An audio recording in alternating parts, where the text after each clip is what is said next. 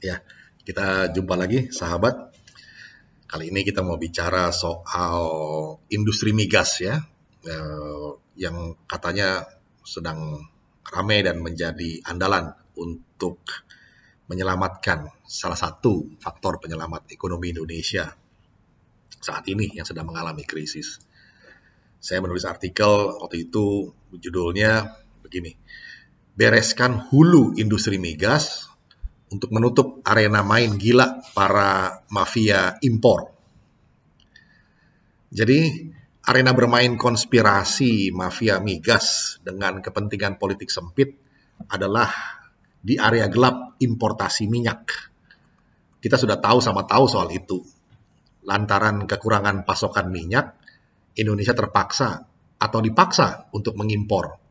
Apa boleh buat? Tidak bisa buat apa-apa. Daripada kita tidak bisa kemana-mana, kendaraan umum mangkrak, mobil dan motor ngendon di garasi, dan mesin industri stop berproduksi. Ekonomi malah tambah macet. Ini sebetulnya situasi yang sangat ironis, pahit, dan sangat menyedihkan. Indonesia punya cadangan minyak terbukti atau proved oil reserve sampai akhir tahun 2019 sebanyak 3,8 miliar barel dengan wilayah kerja migas seluas 750.000 km persegi. Pertanyaannya adalah, mengapa dengan cadangan minyak yang masih begitu besar, Indonesia tidak bisa atau tidak mau memenuhi kebutuhan dalam negerinya dengan produksi yang cukup. Bahkan sebetulnya bisa mengekspor kembali kalau saja produksi di hulu kembali agresif. Apakah bisa? Bisa. Kita masih punya cadangan minyak yang cukup besar. Jangan sampai kita seperti tikus yang mati di lumbung padi, hanya karena tidak bisa atau dibuat tidak mampu untuk mengeksploitasinya secara bertanggung jawab, demi kemaslahatan rakyat banyak. Persoalan migas seperti ini pertama-tama ada di sisi hulu, yaitu eksplorasi dan produksi. Dan tentu saja dicurigai akibat pembiaran selama bertahun-tahun telah berimbas juga ke sisi hilirnya. Indonesia akhirnya terkondisikan untuk kekurangan pasokan minyak.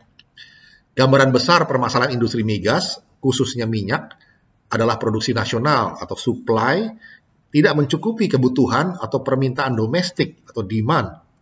Dan persilangan antara supply versus demand itu terjadinya sejak tahun 2004. Sudah sejak 16 tahun yang lampau.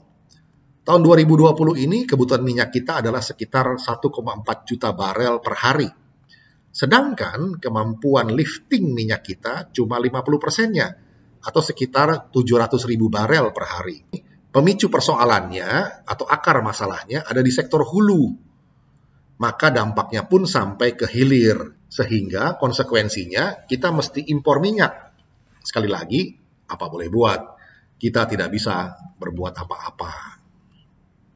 Maka secara logis muncullah pertanyaan-pertanyaan turunannya, seperti misalnya, sejak tahun 2004 Indonesia telah menjadi net importir minyak.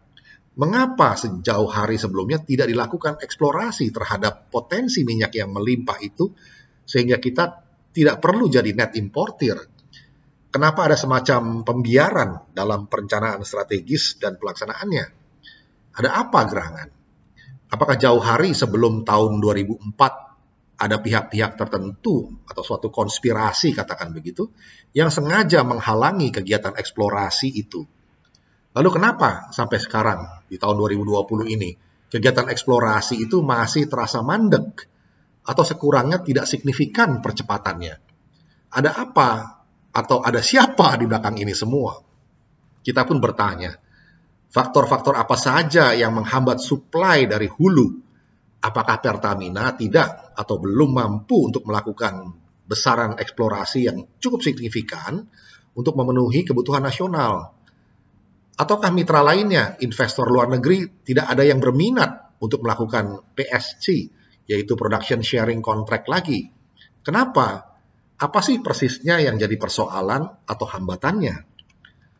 Dulu, sekitar pertengahan tahun 1960-an, kita masih net eksportir minyak, atau bahkan salah satu yang terbesar di dunia, sebagai anggota dan bahkan pernah jadi ketua OPEC. Artinya, supply atau lifting produksinya jauh melebihi kebutuhan nasional. Katanya kita pernah lifting minyak sampai 1,6 juta barel per hari. Sekarang, kita sudah tidak lagi jadi anggota OPEC, Organizations of Petroleum Exporting Countries.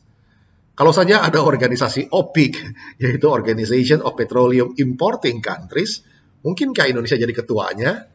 Ini pertanyaan nyeleneh memang, mungkin nyebelin bagi sementara pihak, tapi kok ya logis juga. Kita sudah tahu sama tahu bahwa investasi di industri hulu minyak ini sangatlah tinggi dan penuh risiko. Berapa tingginya investasi di hulu migas? Nah, menurut laporan PwC, PricewaterhouseCoopers, jika Indonesia di tahun 2018 ingin melakukan eksplorasi, akan menghabiskan dana sekitar 10,9 miliar US dollar atau 158 triliun lebih dengan kurs 14.500 ya.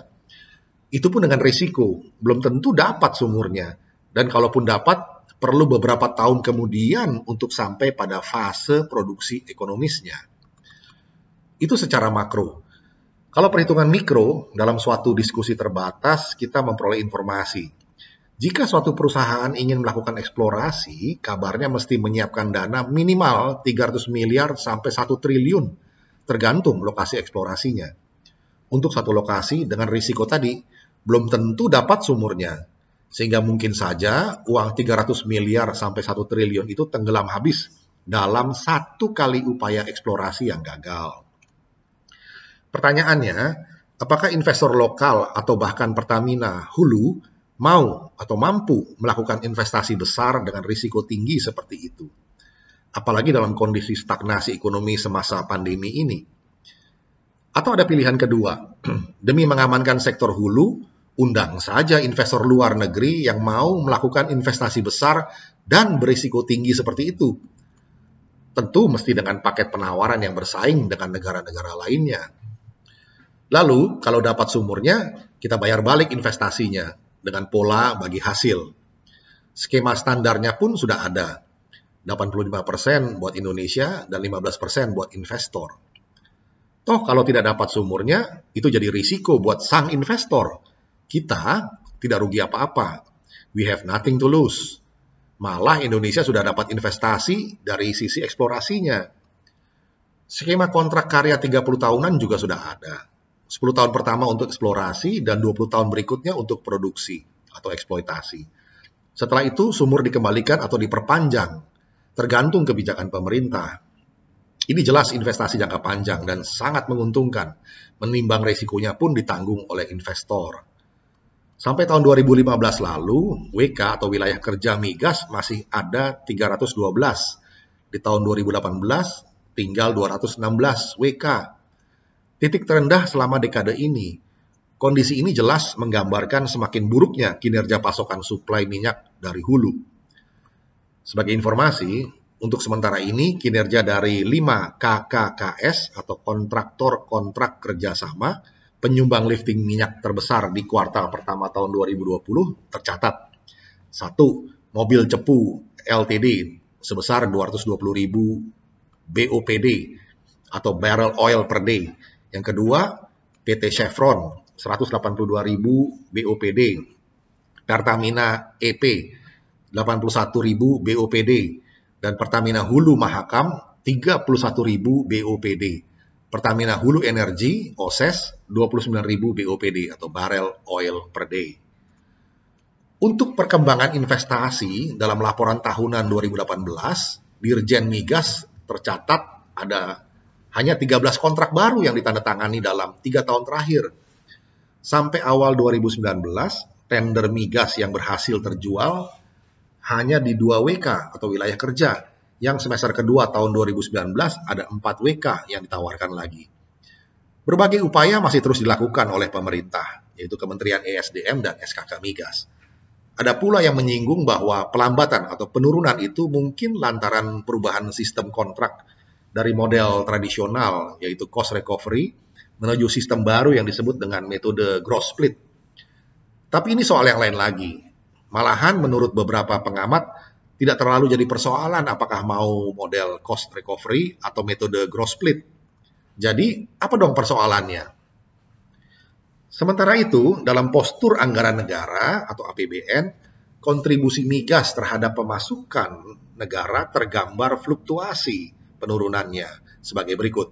Tahun 2014 sebesar 14%, tahun 2016 cuma 2,8%, tahun 2017 jadi 4,9%, dan tahun 2018 sebesar 7,4%. Tahun 2019 jadi 7,4%, dan tahun 2020 sektor migas ditargetkan untuk menyumbang PNBP sebesar 127,3 triliun atau 5,7% dari target penerimaan APBN 2020 sebesar 2.233,2 triliun.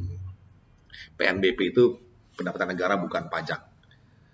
Upaya penyederhanaan prosedur investasi sejak Maret 2018 dengan menghapus 18 regulasi dan 23 persyaratan sertifikasi, rekomendasi, dan perizinan supaya tidak terjadi duplikasi telah dilakukan. Dan kita masih mengharap ada respon positif dari investor. Mereka yang mau menginvestasikan uang yang begitu besar dengan risiko yang sangat tinggi, ditambah dengan berpayah-payah mengeksplorasi, mencari sumur-sumur baru yang belum tentu ketemu juga dalam sekali usaha. Di sini kita tidak bermaksud untuk masuk ke ranah yang teknis soal industri migas.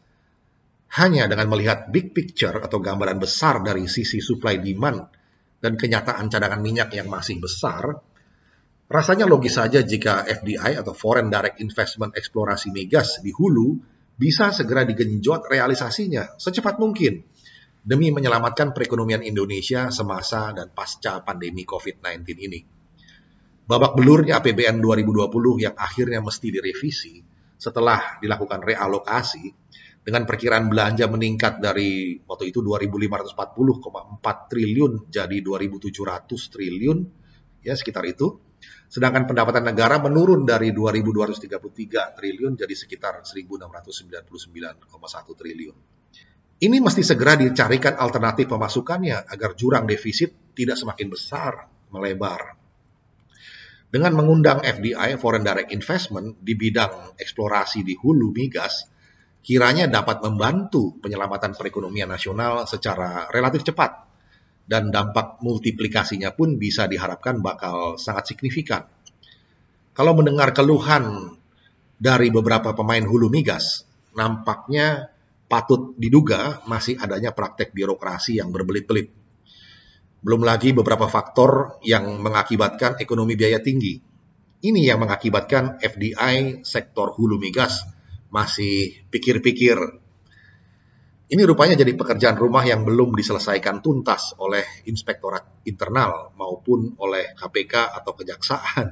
Lagi pula, jangan sampai terkesan masih adanya konspirasi tertentu, mafia migas kah, mafia impor kah, yang tak henti-hentinya menghalangi kemandirian bangsa di sektor energi, khususnya migas. Kecurigaan adanya kekuatan politik lain yang berkonspirasi dengan para mafia impor migas untuk menghalangi kemandirian energi bangsa mungkin saja ada, ya walau alam. Tapi juga tak perlu jadi momok yang menakutkan. Presiden Joko Widodo pun pernah menantang untuk menggigitnya, ya tentu dengan cara beliau sendiri. Gampangnya, bereskan saja di hulu industri migas, cukupkan pasokan. Ini akan dengan sendirinya menutup arena main gila para mafia impor migas beserta para konspiratornya di arena politik. Untuk potong kompas semasa paceklik pandemi COVID-19 ini, nampaknya perlu tim lintas sektoral yang dipimpin langsung oleh Presiden untuk melancarkan proses FDI di sektor hulu migas ini, agar segala hambatan lintas sektoral atau departemen bisa dibuat sodetan atau bypass langsung. Tidak perlu lagi bertele-tele, langsung saja undang para investor potensial yang di industri hulu migas tidak terlalu sulit untuk mengidentifikasinya. Tawarkan dan segera proses realisasi eksplorasinya. Orkestrasinya langsung dipimpin oleh Presiden. Pada saatnya, ketika suplai dari hulu ini bisa mencukupi kebutuhan domestik, tak ada lagi arena bagi para konspirator mafia impor migas ini untuk bermain gila. Sementara itu, Pertamina juga sudah atau harus siap dengan kilang-kilangnya yang terintegrasi bersama industri petrokimia dan derivatif lainnya. Singkatnya, bereskan akar masalah di industri hulu migas terlebih dahulu, dan baru kemudian persiapkan kilang di hilir beserta industri derivatifnya supaya keekonomiannya bisa optimal dan efisien. Soal bioenergi dari CPO, palm oil, dan solar energi dari matahari atau energi alternatif lainnya adalah inisiatif yang sangat bagus dan bisa menjadi pelengkap, komplementer. Tapi jangan sampai mengalihkan perhatian utama di pemberesan industri hulu migas di sektor eksplorasi dan produksi. Di situ pokok persoalannya untuk saat ini.